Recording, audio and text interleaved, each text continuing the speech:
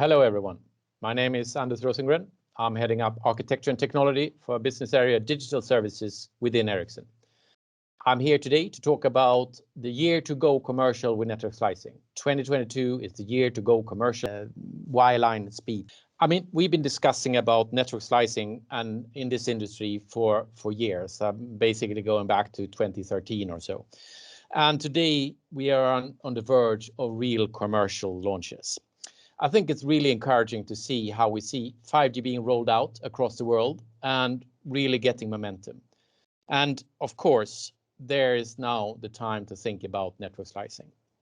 So the key questions that we will try to answer today is there a good business case? And what use cases and business cases is really there worthwhile to explore? What kind of enablers do I need from a technology perspective, from an operational perspective, to really deliver on the opportunity of network slicing? And what kind of journey am I looking at? And if this isn't enough for you to get interested in listening, continue to listen, then I think we will also cover, and I think it's important to understand, as 5G now is rolled out, how do you grab the market share? 25% of all use cases enabled by 5G will require network slicing, and that's a market for CSPs of $200 billion 2030. So that should be interesting enough. And then, of course, you need to think about your strategy. What kind of use cases, what kind of choices will you make?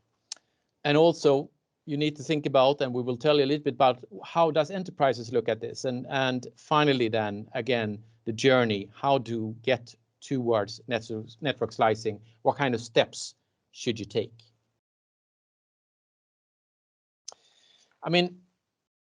This slide is a version of this is probably something that's seen for many times. The 5G vision, one network for all services.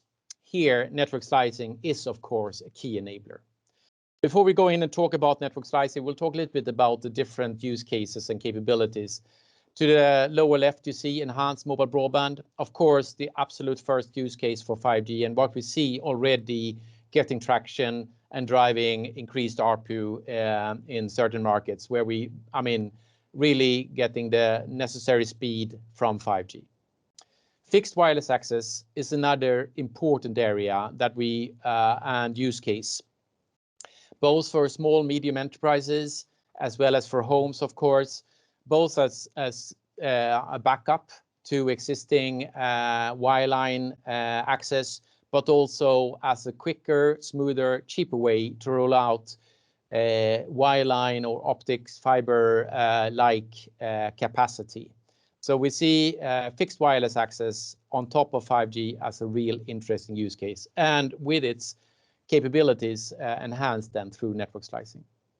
Then to the top left, you see massive machine type of communication. And of course, this is an area or a set of use cases building on 5G capabilities to really drive millions of devices, to really drive low energy consumption, to really drive low cost, and to get the wide area coverage that you need. Here is a set of use cases for 5G, also enhanced through network slicing. And then finally, critical machine type of communication, building, of course, on the 5G unique capabilities of really, really low latency, high resiliency, and robustness in the systems, and manageable capabilities and critical wireline speeds. So all of these use cases are enabled by 5G and further enhanced and supported by network slicing. And we will go further into these use cases as we move along here in the presentation. Starting to think about network slicing and why we need it and what kind of benefit does it bring. To the left here, you see a public and shared network, the traditional mobile broadband network that you have already today. Of course, it brings the benefit of wide area coverage, but it also basically are configured for basic performance and non-critical capabilities, non-critical applications. So definitely benefits, but also some drawbacks or limitations. To the right, you see the private and isolated network. Of course, brings high performance. Of course, brings the support for critical use cases, but only have local area coverage and needs to be managed as an individual entity.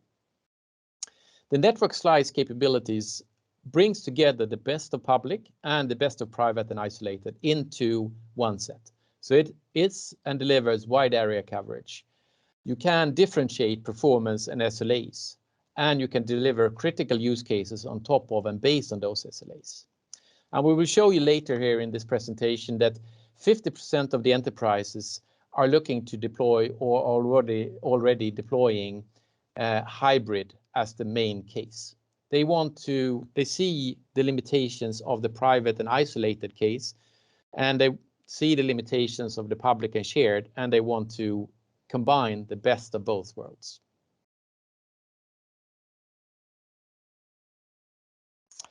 So I think this is based on a study that Ericsson did together with Analysys Mason, where we surveyed over 200 enterprises in the beginning of 2021. And among a lot of other questions that we pushed, this was one question on how are you going to implement, or how will you implement, a private 5G network for your business? So as you can see, hybrid slicing deployment get the largest percentage of the respondents, followed by network slice deployment alone, followed by only standalone private networks. And I think this is quite characteristic for that the enterprises of today, they understand that they will see limitations with a standalone and private 5G network only operated. They see use cases in whether they are a manufacturing industry or a more wide area type of industry. They see limitations with a standalone private 5G network and the benefits that network slice brings, or even more so the hybrid slicing. What is also interesting from this study is that many of the enterprises are still on the verge of deciding here. They've not decided on exactly how to deploy, and I think that is a great opportunity for both operators as well as telco vendors like Ericsson to work with enterprises and define the market, define the use cases, and define the solutions. And here we see the benefits that we talked about on the previous slide really coming into play and securing through hybrid slice deployment the best of private networks for parts of the use cases, combined with the possibility of a wide area movement of your devices and entities operating in this slide and in this slice, and combining those two into one. I think it's also, as I said, important to connect now with the enterprise customers of yours to really understand their needs and their use cases. Moving on then from benefits of network slicing and the enterprise view on that into a technology view and looking at the key functional benefits from network slicing. And as you see here on this slide, there is a lot of different benefits, starting by some of the basics, which you of course already know, is that of course network slicing enables you to deploy individual and network slice unique instances of the network functions on top of a common infrastructure, on top of a common network, and to associate management applications to that network slice. So of course that brings the possibility, and it goes both for the core network and the transport network and the RAN network. So if we start in that end, I think guaranteed capacity and bitrate is what RAN slicing and transport slicing brings you. Then you can also dimension and place the different core network functions, like the user plane function, the SMF, the AMF, an NRF functionality at the right place in the network to fulfill the different SLAs. So on top, we see one where the core network function has been placed in the central data center for optimal cost efficiency. And probably this is a network slice with an SLA that is not focusing on latency, but more on financially or economically beneficial low-cost deployment. While the bottom one, as you can see, we have placed the user plane function and the SMF at the edge data center to provide optimal latency and bandwidth and location. And that is combined with a cloud partition and cloud control as well to optimize the placement of the core network functions. So what you get from network slicing and the individual deployment of the network functions, instances of the network functions, is you get to dimension bandwidth, redundancy, latency to optimize and provide the necessary SLA that goes with the use case and the necessary SLA that you are able to monetize and serve to your customers.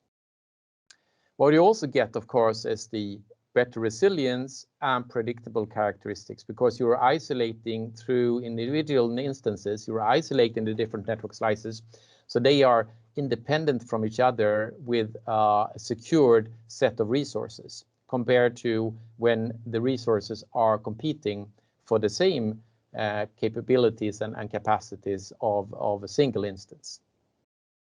You're also driving, of course, and I think that's very important in today's world, an improved security, where there is a security isolation between the different network slices.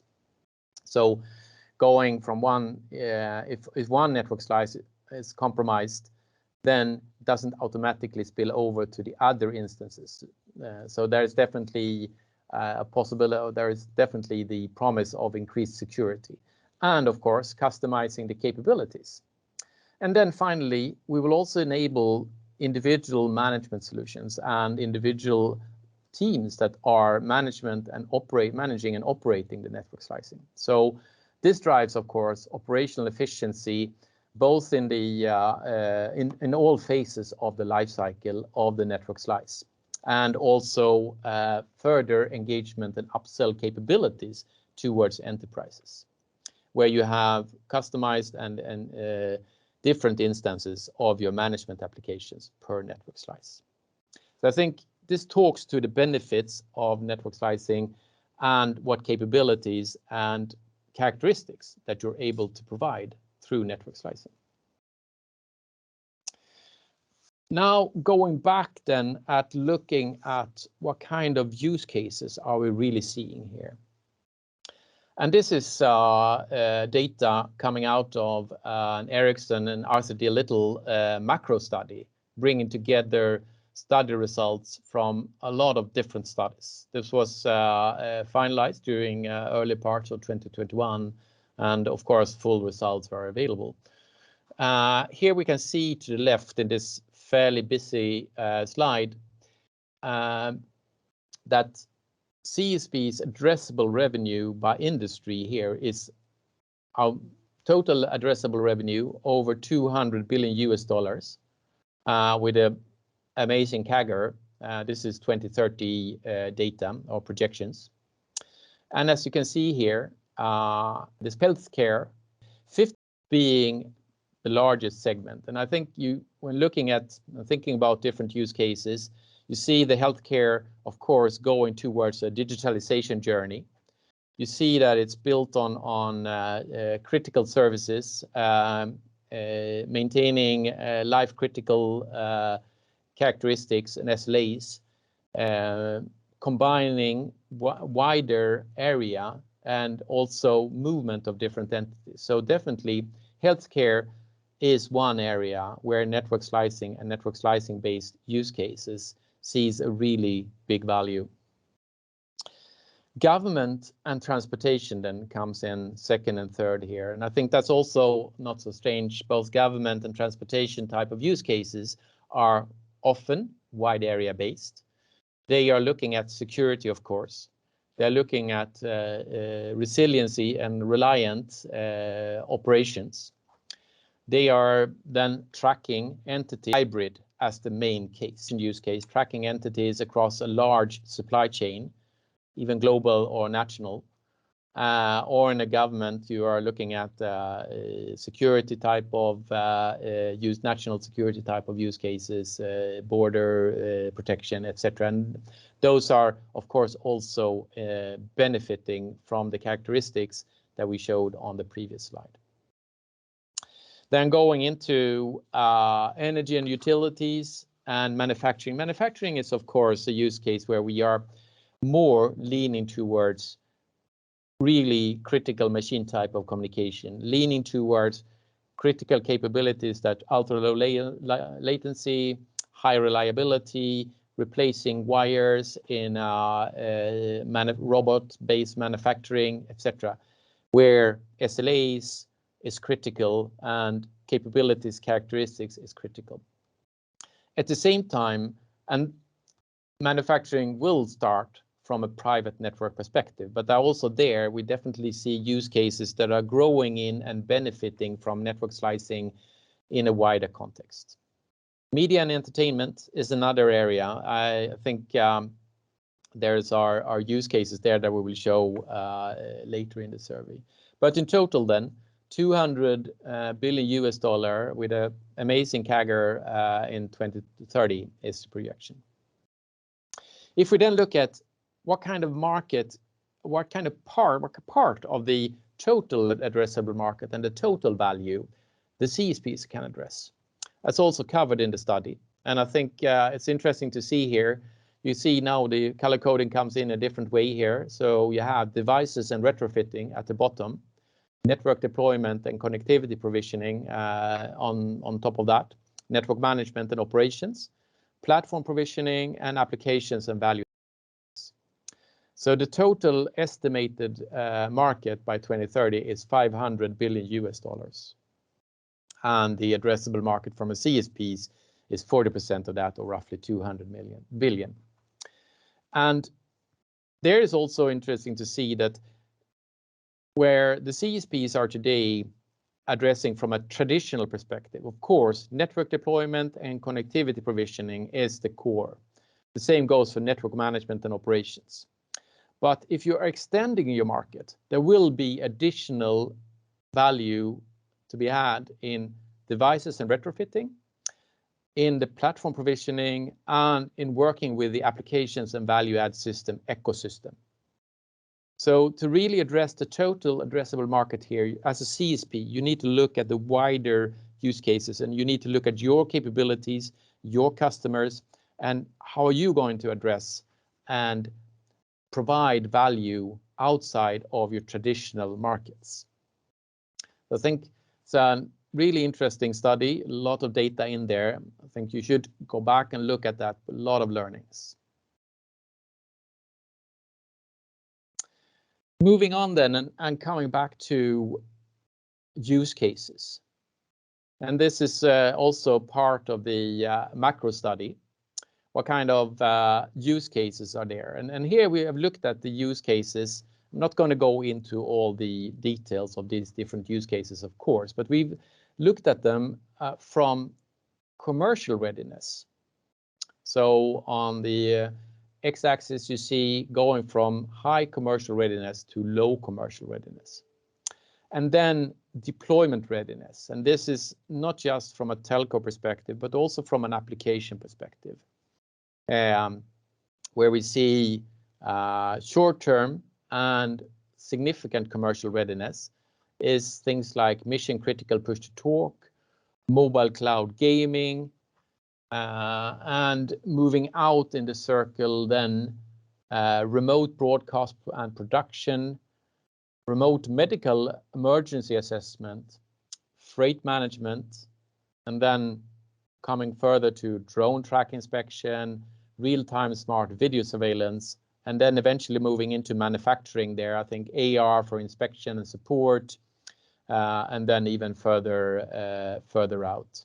And I think interesting to see here that you see the question on how are you automotive, You have use cases from a railway perspective, from patient services, and also more B2C type of mobile cloud gaming, I think is a very interesting one. Mission critical push to talk, also something that should explore and look at from a use case perspective. What we know and what we show also in the study is that all of these use cases are benefiting from the capabilities that we showed earlier in the presentation around network slicing.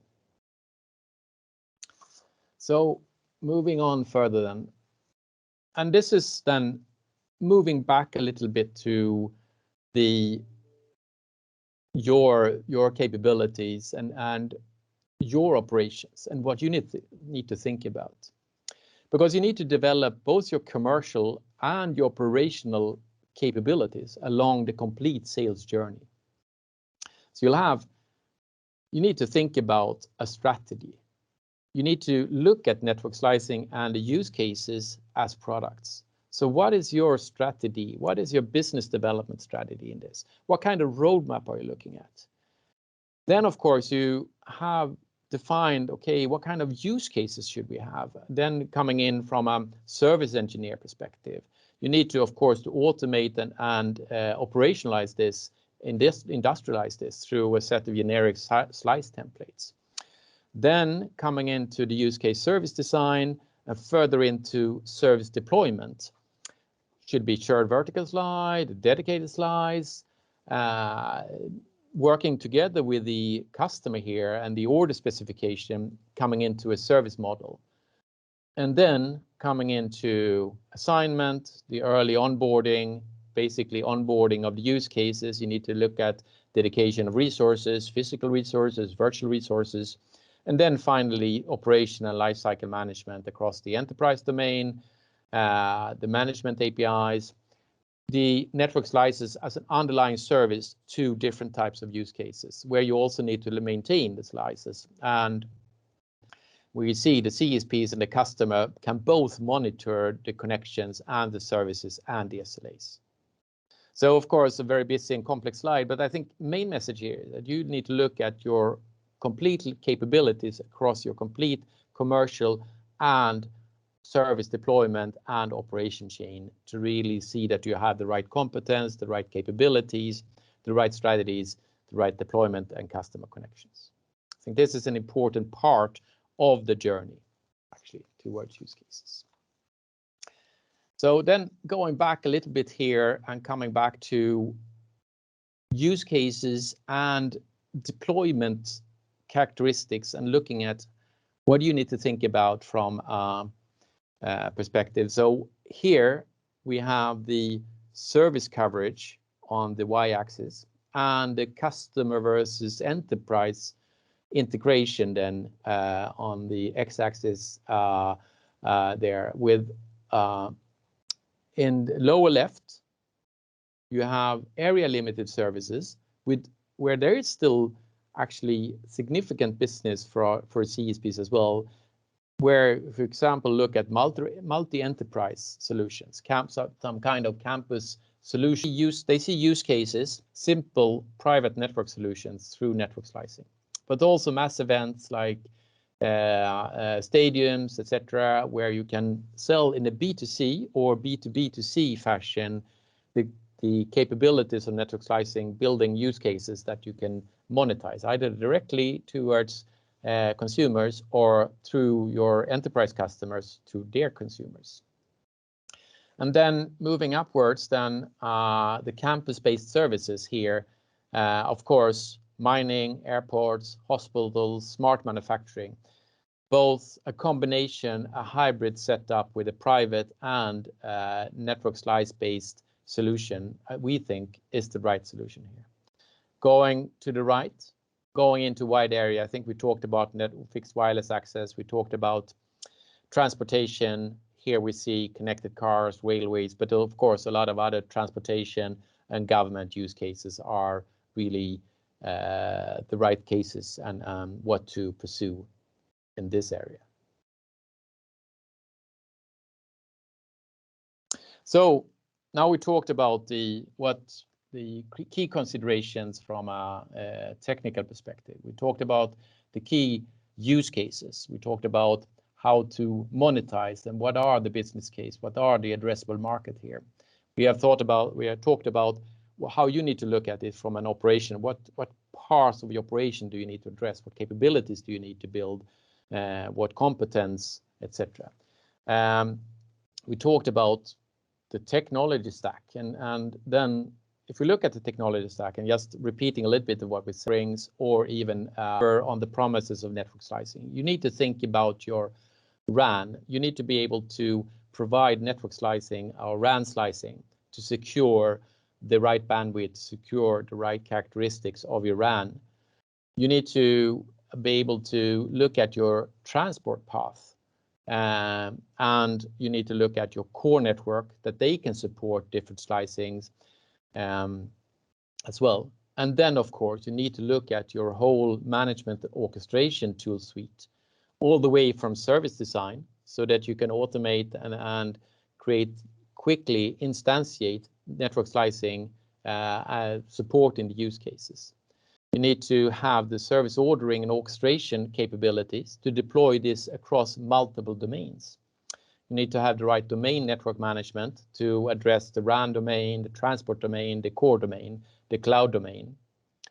And then, of course, you need to be able to assure the service that you have sold through automated service assurance and SLA management. And then you need to be able to monetize and ideally also expose through some kind of digital experience, self-service experience towards enterprises, where your catalog of different use cases, where your catalog of different network slice capabilities are exposed through some kind of digital experience and connected into towards an enterprise self-service portal. Ericsson today provides all these capabilities across our RAN solution, transport solution, core solution, management and orchestration, and our business support systems. Then finally, talking a little bit about the journey. We said that this is not easy. This is a long journey, and we are just getting started here. We talked about the technology for a long time. The technology is now available, so let's get started. And you need to think about this from a service and business perspective. Start with soft SLAs, less critical, starts for both operated over to monitored, mid-critical SLAs, where you have the monitor capability in place, and then finally evolving into tight SLAs, where you are ensuring in a large scale tight SLAs for critical use cases. This is of course built on that you're starting with your automation and processes and way of working. You start from a manual and automation assisted, moving over to semi-automated and focus where it really matters from your total cost of ownership for deploying this. And then finally, we will see the whole industry, the capabilities evolving to a highly scalable, optimized, automated solution, providing hundreds or thousands of network slices across your network. And then, of course, from a network capability perspective, you start from a few and static slices, you build the scale, and then eventually come into a dynamic optimized slicing deployed across a full 5G network. So this is a journey. It's a journey from a technology perspective. It's a journey from an operational perspective. You need to get started. There is business to capture in 2022. There is business to capture in the year forward. You need to start building both the business assets, the technical assets, the operational assets to capture this market going forward in the years here. I'm going to end off by talking about two use cases where Ericsson and our operator customers has deployed network slicing. So I think just recently we had a very interesting experience together with Deutsche Telekom, where we provide end-to-end 5G transmission in 2 network slices across both RAN and core in a multi-vendor environment. I think it's really a statement both to the interoperability as well as that we are definitely ready to deploy this across all the critical aspects. Another very interesting case, and this comes back to what kind of use cases are available here. Together with Vodafone, together with Sky and Bundesliga, we did an end-to-end 5G network slicing for media broadcast with Germany's Bundesliga. I mean, here we see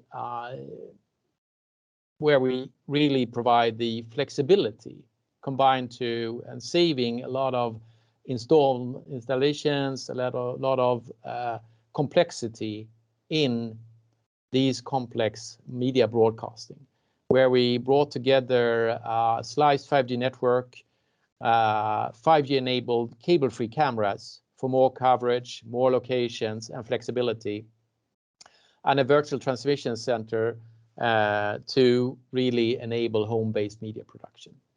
So I think these two are just two use cases. We have many others as well, showing that network slicing is definitely here now. We are ready to deploy, but we need to move now towards make this deployed and to look at our complete operations, our complete technology stack, as well as engaging with enterprises, with customers to understand their needs. 2022 is the year to go commercial with network slicing. Thank you very much.